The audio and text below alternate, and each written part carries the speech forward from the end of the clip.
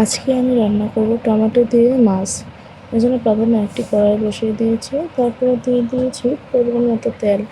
তেলটা গরম হয়ে গেলে দিয়ে দিয়েছি পরিমাণ মতো পেঁয়াজ কুচি, দিয়ে ভালো করে ভেজে নিচ্ছি।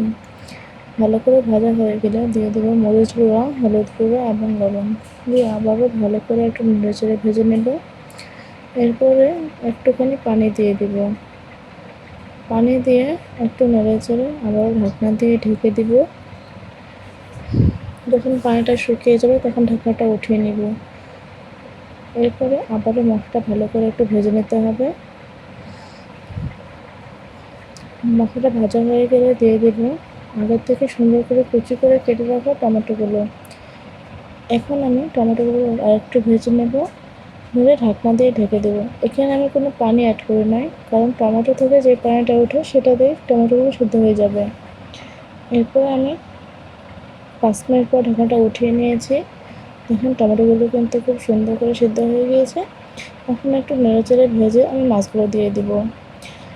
আসলে আমি কিন্তু এই তরকারিতে কোনো ঝোল রাখবো না, মাখা মাখা রান্না করব। কেমন হয়েছে অবশ্যই কিন্তু কমেন্ট করে জানাবেন। এই পর্যন্ত সবাই ভালো থাকবেন। আল্লাহ হাফেজ।